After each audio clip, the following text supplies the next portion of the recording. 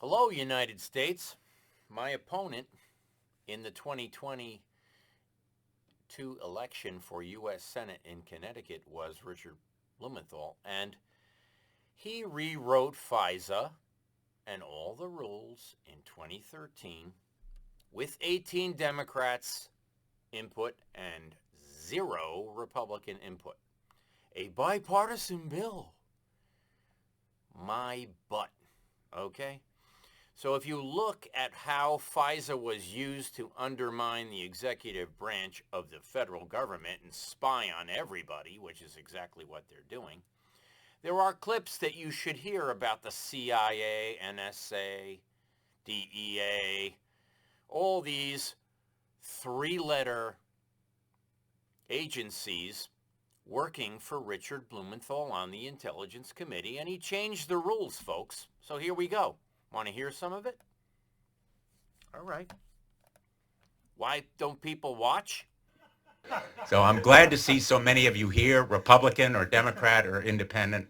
This issue really is one that should bring us together or divide us without regard to party or partisan differences. And I'm very, very grateful for the opportunity to be with you today and to talk a little bit about to this line very of crap. difficult issue, difficult to be both entertaining and accurate, but by comparison to what the gentleman did down the street here, relatively manageable, even if challenging.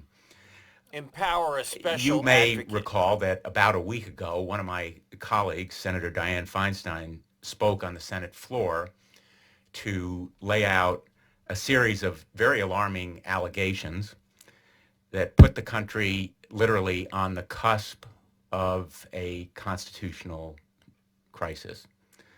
In a very cogent and powerful speech, Senator Feinstein described her belief that the CIA has circumvented the Senate Intelligence Committee's oversight efforts in a number of ways by stonewalling the committee's attempts to obtain certain documents, searching committee computers to monitor staff activities, surreptitiously seizing material, and most disturbingly, accusing the committee staff of criminal misconduct in an effort to intimidate them. Now, we're very early in the investigation. There may be actually several investigations underway, at least one by the Department of Justice, and I am reaching no conclusions here as to what the merits are of her allegations, but certainly this is the man behind the curtain. Such allegations are made by someone of Senator Feinstein's stature, especially someone who has been so supportive of the Intelligence Committee,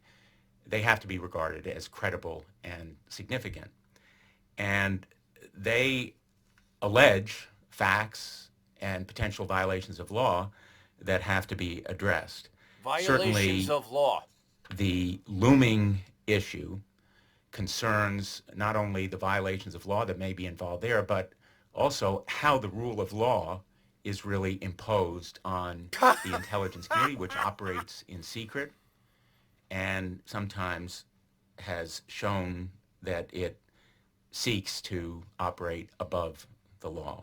Operating above Looming the ahead law is the broader question of whether the intelligence community, which has been afforded so much deference over the past decade, can operate within the apparatus of accountability that apportions power between the branches of government. Accountability, as the founders sought undermining the executive and more generally, branch. We have to ask how much unchecked and unmonitored intelligence activity can be consistent with the rule of law.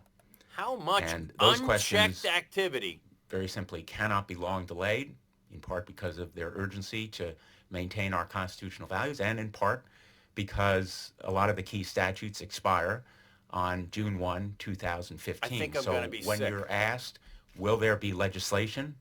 Yes, there almost certainly will. This guy,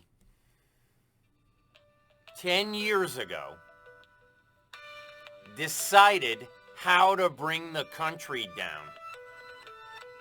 Perhaps the biggest criminal of all time. I gotta go.